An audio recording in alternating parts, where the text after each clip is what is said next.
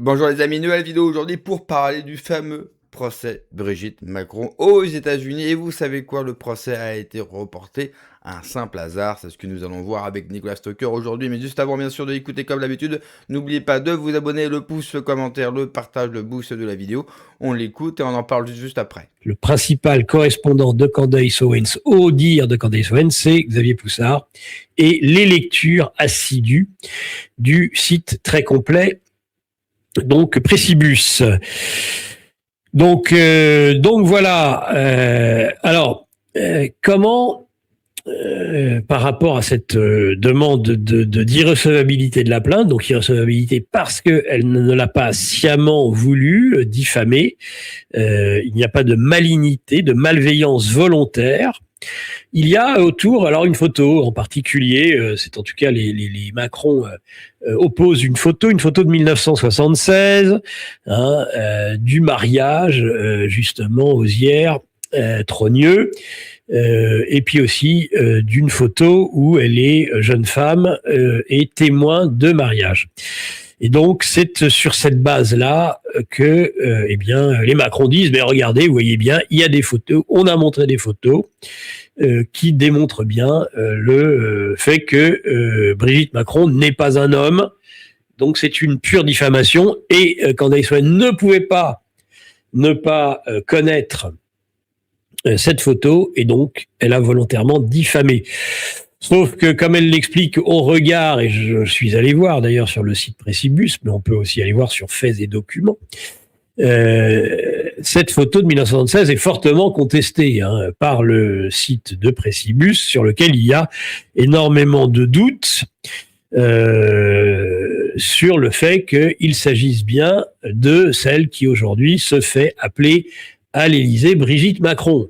Voilà, donc on est sur quelqu'un qui, y a-t-il substitution d'identité entre, alors est-ce que Brigitte Trogneux et Brigitte Osière, c'est la même personne, et Brigitte Macron, est-ce que c'est la même personne? Bon, il y a toutes ces interrogations, mais en tout cas, cette photo, cette seule et unique photo, et oui, c'est bien le problème, c'est ce on insiste souvent sur ce point, c'est que finalement, il n'y a pas énormément de photos permettant, il y en a même très très peu, voire pas du tout, permettant justement de clouer au pilori ceux qui jugent que Brigitte Macron serait un homme à l'origine et non une femme, et qu'il n'y a donc aucune malveillance volontaire que de le déclarer. En tout cas, c'est quelque chose qui a attiré l'attention de Candace Owens au regard donc de Précibus et des communication de Xavier Poussard, et qu'elle a trouvé ça suffisamment étayé pour ensuite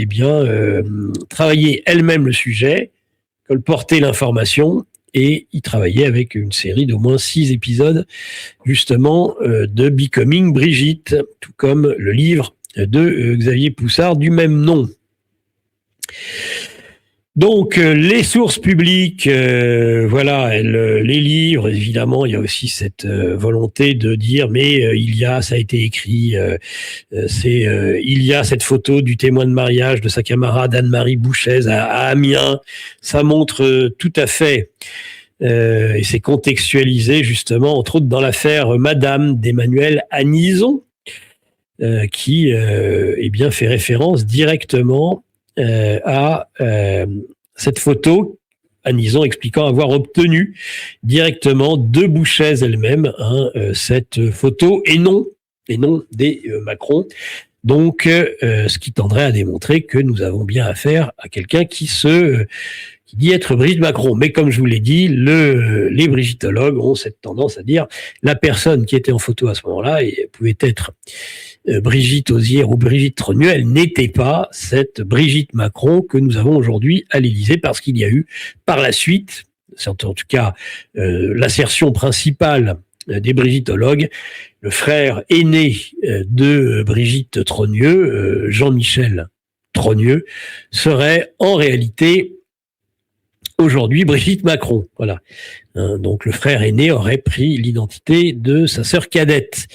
Vous connaissez tous, évidemment, la thèse principale. On n'a pas besoin de revenir particulièrement sur ce sujet. Donc voilà. Donc, s'il y a report, puisque évidemment, cette affaire pourrait s'arrêter très vite s'il y avait cette irrecevabilité. Si d'entrée, on ne discutait même pas le côté malveillance, malignité volontaire, en disant non, il n'y a eu aucune malveillance volontaire de la part de Candace Owens, eh bien, l'affaire est classée, hein, c'est terminé. Hein, c'est une irrecevabilité immédiate, on ne discute pas au-delà. Donc ça, évidemment, c'est pour ça que cette audience est importante. Audience importante à tel point que certains n'hésitent pas à dire que ça arrangerait bien finalement les Macron, et ça sera la deuxième partie de cette émission, ça arrangerait fort bien les Macron que on s'arrête là. Pourquoi ? Parce que justement, on est aux États-Unis, au Delaware. Bon, alors au Delaware, je ne sais pas ce qu'il faut penser ou dire particulièrement de la juridiction de l'État fédéré du Delaware aux États-Unis. Néanmoins, il y a des habitudes aux États-Unis, non pas seulement médiatiques, mais judiciaires, fort différentes de ce que l'on peut vivre dans une république bananière, il faut bien le dire, tel que notre pays, tel que la France, où on a pu voir que en matière de procès de cyberharcèlement de Brigitte Macron, eh bien, on avait affaire à une parodie de justice. Parodie de justice, évidemment, des personnes qui avec 4, 5 amis sur Facebook ont pris 6 mois de prison avec sursis, une amende, parce qu'ils ont partagé une photo absolument démentielle. Ils ont été arrêtés tôt matin à 6 heures, embarqués par la BCRI qui les a cuisinés. Ils se sont rendus compte que on avait suivi, on les avait écoutés, on avait suivi le moindre de leurs faits et gestes, acheter une baguette de pain, un paquet de cigarettes. Tout avait été décortiqué. Voilà, ça c'est la France, évidemment. Pseudo-pays des droits de l'homme où on ne respecte justement pas, et très peu, ou voire pas du tout, les droits de l'homme en matière en particulier judiciaire. Hein. Et alors, la décision de justice en elle-même a choqué de nombreux spécialistes du droit en la matière. Mais voilà, on n'est pas en France là, et c'est peut-être l'erreur. En tout cas, beaucoup ont dit que c'est une erreur tragique, une erreur fatale pour les Macron.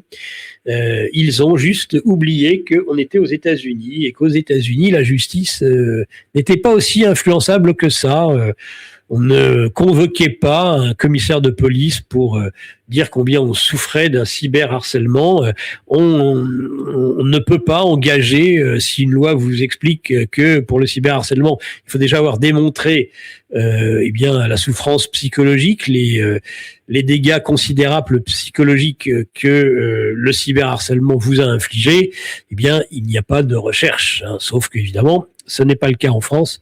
Jamais, à aucun moment, l'ai-je déjà dit dans des émissions précédentes, Brigitte Macron n'a démontré d'aucune façon, et au préalable, surtout car la loi le dit, hein, une loi normalement pour les jeunes filles, pas pour les grands-mères de 80 ans. Mais eh bien, il faut déjà commencer à amorter des éléments sérieux et concrets de souffrance psychologique liée au cyberharcèlement. C'est logique.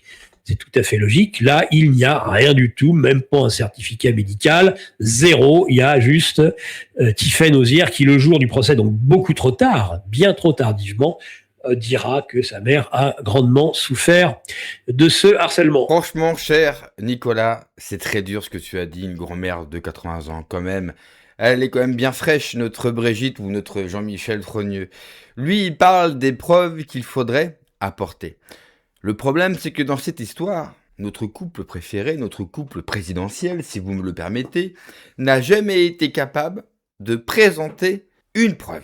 Même une toute petite nous suffirait, un témoignage, quelque chose, il n'y a absolument rien. Et vous savez quoi, ce report de ce procès américain, ils sont pas bons. Pas pour Candace Owens, parce que je ne vois vraiment dans aucun scénario possible que Candace Owens ne gagne pas son procès. Par contre, que les Macron le perdent, et quand je dis le perdre, c'est pas forcément d'un point de vue judiciaire, ils vont le perdre, je vois pas comment ils pourraient gagner, mais ils pourraient, je pense, perdre bien plus. Souvenez-vous du fameux dossier French Président qui était en la possession de Donald Trump. Eh bien moi je pense que dans ce dossier, c'est comme dans l'affaire Brigitte Macron, la véritable affaire n'est pas le sexe supposé, bien sûr, de la femme du président de la République, mais son passé. Et je pense que dans ce dossier-là, comme dans l'affaire Brigitte Macron, cela révèle comment Emmanuel Macron a été pris en main très jeune, formé, et comment il a été mis en place en France pour faire tout ce qu'il a fait. Là est le secret de cette fameuse affaire. En tout cas, on a vraiment hâte que ce procès américain commence pour enfin avoir le fin mot à toute cette histoire. Merci d'avoir regardé la vidéo les amis, n'oubliez pas comme d'habitude de vous abonner, le pouce, le commentaire, le partage, le boost de la vidéo pour les soins de vous, que Dieu vous protège. Allez, ciao.